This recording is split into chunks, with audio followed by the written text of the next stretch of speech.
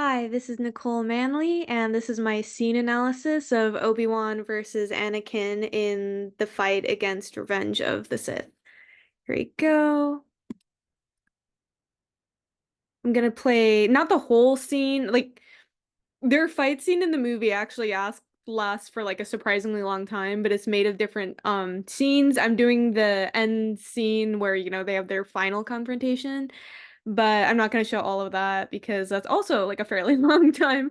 So I'm going to show about a few seconds of it. Like, yeah.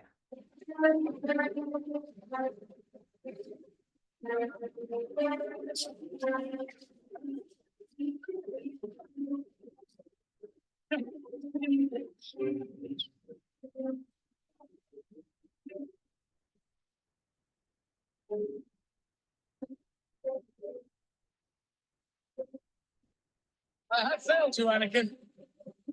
I have failed you. I should have known the Jedi were plotting to take over. Anakin, Chancellor Palpatine is evil. In my point of view, the Jedi are evil. But then you lost.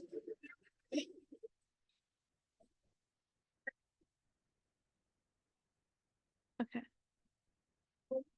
Oops. Okay, there we go. So the elements, my face is blocking it. Elements of the scene that I wanted to talk about is one, the background music is very iconic. I mean the whatever is composed for Star Wars and practically any Star Wars ends up being amazing, but I think it's just really notable here because it's very tragic, it's chaotic, it's like it's emotional as the characters are. I'm going to be talking about that more later. I really love the setting here because it's a backdrop of CGI, I think, like lava, but then I think there's some real shots at some points of actual volcanic eruptions, which I think is really cool.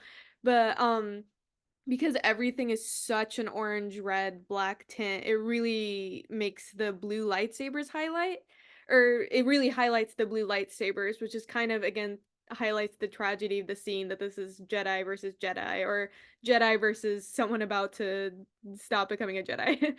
And then, because the lighting tints them red, that's pretty similar to, the dark side lightsabers, and this only pierced by the blue light. So the contrast, I think, is really, really cool. And there's just a ton of movement within the scene. The choreography is amazing. I think the actors, Hayden Christensen and Ewan McGregor, practice their choreography for months, and then so the editing doesn't have them sped up. They're actually just going at that pace, and I think that's pretty amazing. Um, I think what I love most about this scene is like there's really constant camera shot changes.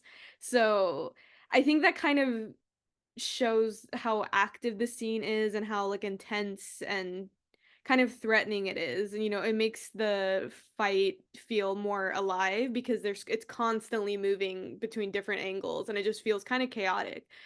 And then because it often shows the long shots, which I think does a really good job of showing the choreography and then the lightsabers and kind of just seeing them paired off against each other in the background when, we've spent at this point most of three movies them being really close. And then I love the over the shoulder shots to kind of show how these two men who were once Obi-Wan was once a father figure to Anakin. They're basically brothers, and then it kind of shows how they see each other. And then they have really, I think, effective close-ups in different areas, which usually shows how Obi-Wan's really grieving and he's just kind of horrified at what his apprentice has become. And then Anakin, you can just see, especially as the scene evolves, is just he's too far gone, and there's just nothing in there that he doesn't want to save Obi-Wan at this point. He's ready to destroy him because he's fully joined the dark side. And some examples of shots is here's like an extreme long shot. This is at the very end of the scene. I think this is really effective because again, you can show the absolute brutality of the background. I mean, the lava and just, the ash, and it's just a really dark, dismal place for this to be happening. And then, well, not dark, thematically dark. And then you can see at this point, Anakin is at the bottom there of the hill, I guess you can say, and he's burning, and then Obi-Wan's really upset about that, obviously, because he loves him, but he's walking away because he can't bring himself to end Anakin, but he's not gonna help save him either because he knows he's too far gone. But the fact that he didn't make sure he died is what leads to Darth Vader. And then I would say these are, let's see, very long shot, kind of long shot. It's close enough where you can see, like their heads and their feet and their clothes, but still far enough that you see really good background shots of them juxtaposed against the lava and just the destruction. And again, really good choreography shots, so you can see how bright the lightsabers are against the background and just it always just looks so intense as they're facing each other in this you know in this really catastrophic place. I mean, they're literally like pretty much in a volcano, but and then it also, I think, shows how perilous this fight is. Like at one point, if anyone just falls over, they're gonna get drowned in lava. Not even drowned, I mean, they're gonna burned alive in lava. So it's really, there's the stakes are incredibly high, and I think these long shots are to remind you that they're very, very high stakes, and also again to show the really cool choreography. And then we kind of go and over the shoulder shots. I really, really, I think these are my favorite because again, you see like this is how Obi-Wan is seeing Anakin. And it's just against this like explosion of lava, like this heat, this just fury, and just how angry he looks. And he's like, what has become of my boy? And then again, you see below that Anakin's shoulder, and then you just see Obi-Wan's kind of just horrified expression, but also his realization that he's not gonna be able to save Anakin, and so he has his lightsaber and he's ready to fight, and he doesn't want to, but he knows he's gonna have to. So I really love the over-the-shoulder shots. Then we have close-ups. I think there's a lot of cool close-ups in this. Um, this is the great scene where Obi-Wan saying, I failed you. He's like, I raised you. He did raise him because he was starting from a little boy.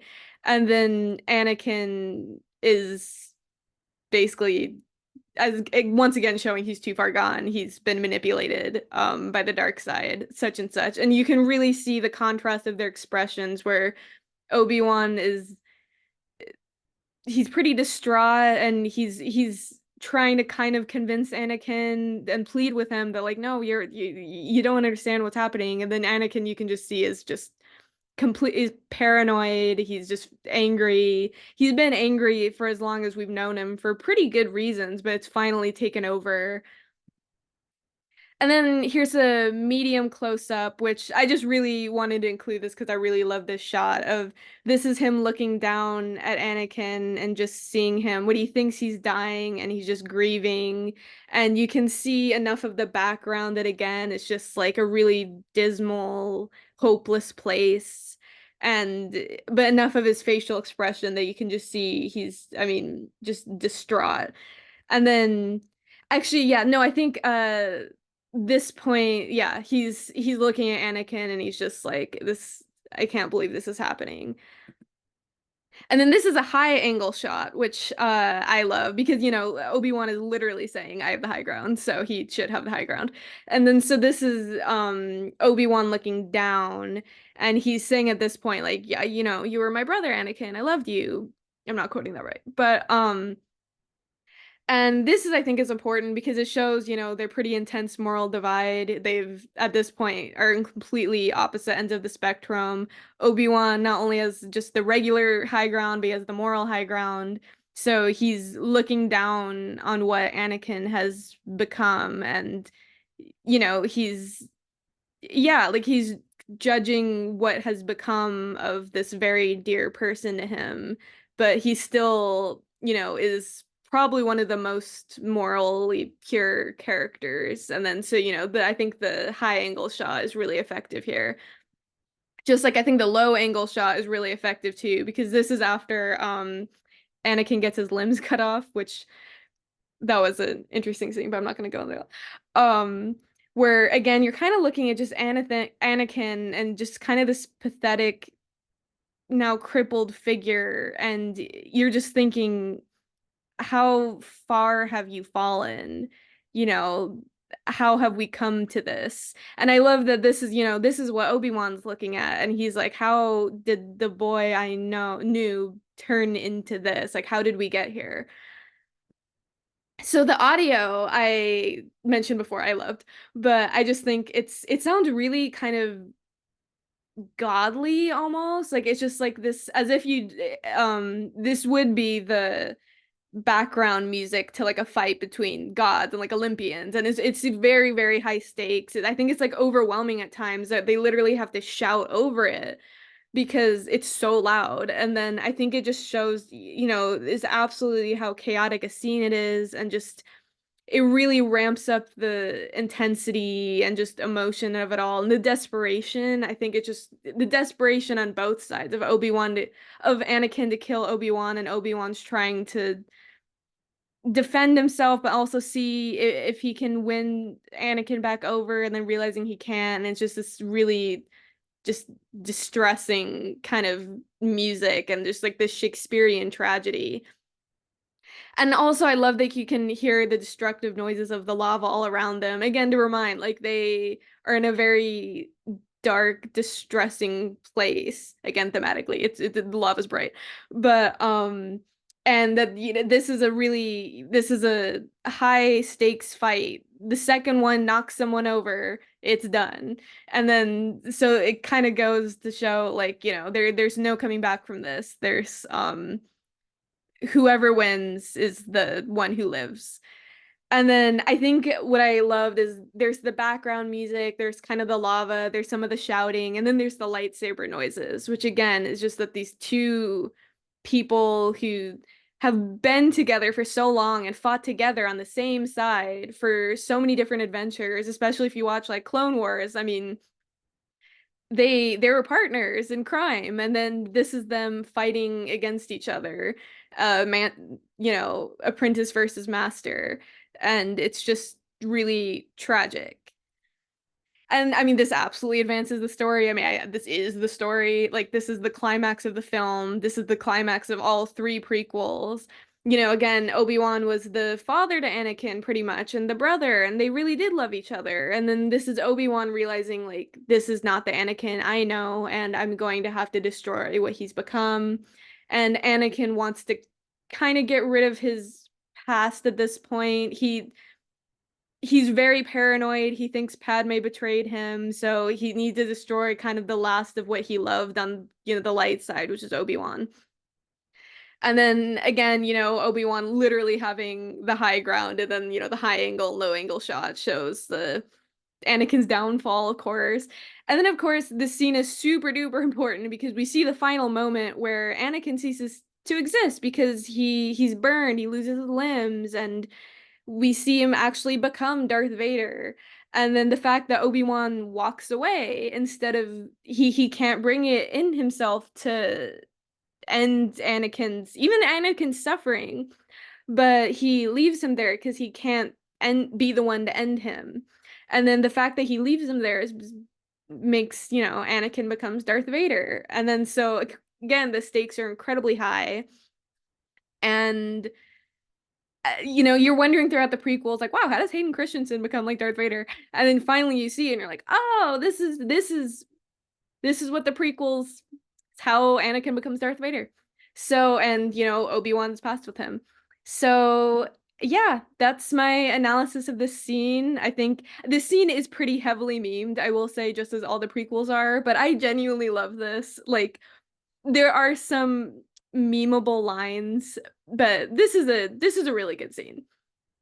And thank you for listening.